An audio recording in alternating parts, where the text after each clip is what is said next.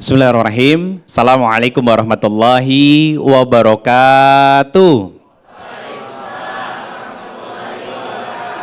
Sahabat jiwa yang dirahmati Allah Subhanahu wa taala, alhamdulillah kembali malam hari ini kita bisa berjumpa dalam program Renungan Jiwa yang insya Allah kita akan membahas tema tentang menemukan hidayah di balik luka yang pernah kita rasakan.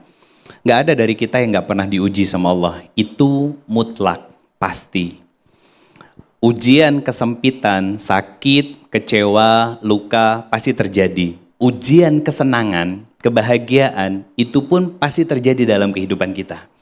Yang Allah lihat itu bukan tentang besar atau kecilnya ujian yang terjadi dalam kehidupan kita.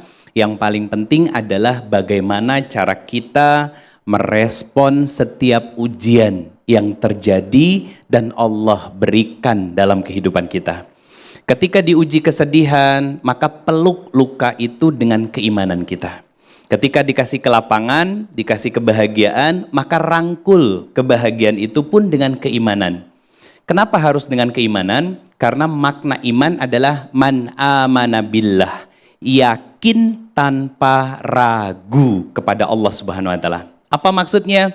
Nah, kita coba sahabat jiwa semua yang dirahmati Allah membuka rukun iman. Ada yang namanya iman kepada qada dan qadarnya Allah Subhanahu wa taala.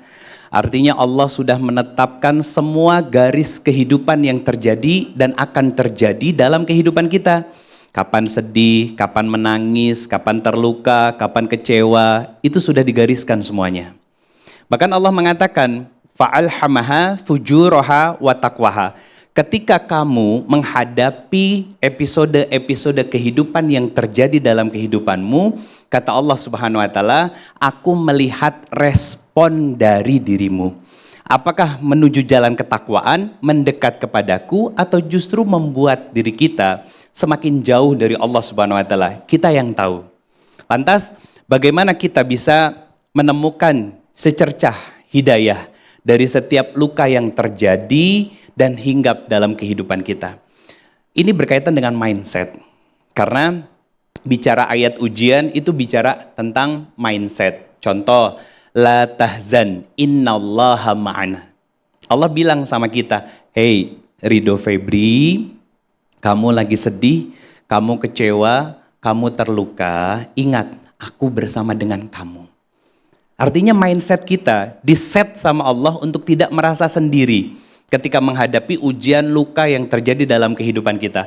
Kenapa? Karena setiap ujian baik ataupun ujian buruk yang terjadi dalam kehidupan kita, kita bisa menggali hikmah dan pelajarannya. Sehingga apa? Itu menjadi cahaya yang terang benderang untuk jiwa kita dan membimbing kita menjadi hidayah untuk lebih taat kepada Allah Subhanahu wa taala.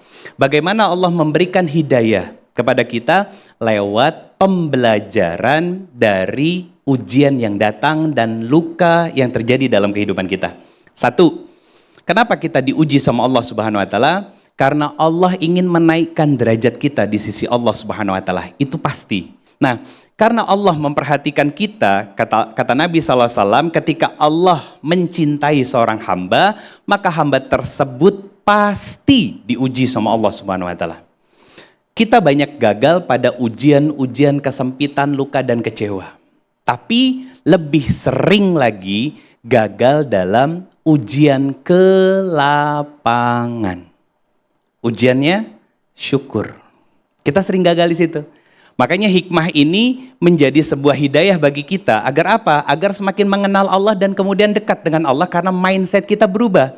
Yang kedua, ujian datang silih berganti dalam kehidupan kita karena Allah ingin menggugurkan dosa-dosa yang ada di dalam diri kita.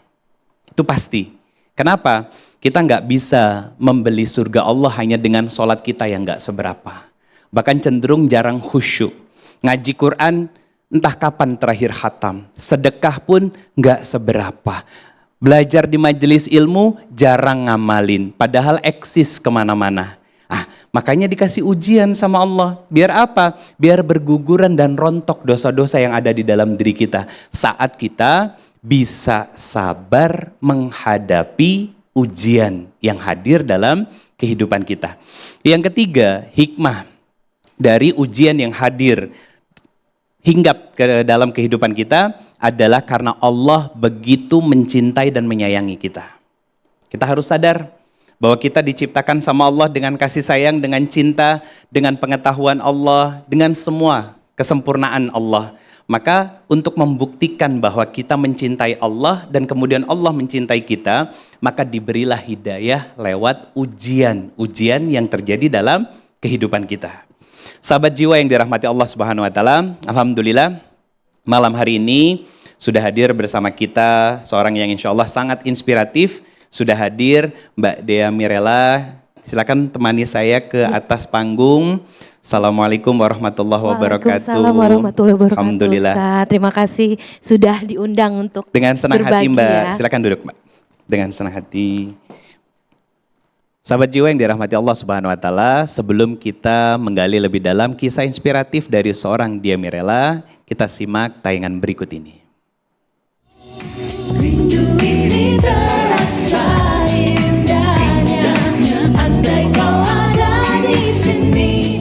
Generasi era 90-an mengenal Dea Mirella sebagai suara yang menghangatkan dunia musik Indonesia. Bersama grup vokal Warna dan sebagai penyanyi solo, lagu-lagunya hadir menemani banyak kenangan. Namun di balik harmoni yang terdengar indah, hidup tak selalu berjalan mudah. Ujian datang silih berganti. Perceraian, kehilangan hingga duka saat melepas anak tercinta menjadi luka yang mendalam. Di tengah rapuh dan kesedihan, Dea perlahan mendekat kepada Sang Khalik. Doa menjadi pelukan dan keikhlasan menjadi jalan untuk bertahan. Bagaimana Dea Mirella memulihkan jiwa dan menjemput hidayah? Simak kisahnya hanya di Renungan Jiwa. Berikan petunjukmu. Mbak Dea, dulu kita sering menyaksikan Mbak Dea tampil di televisi-televisi sebagai seorang penyanyi yang populer, baik itu solo ataupun dulu bersama dengan grup Warna ya kalau nggak salah.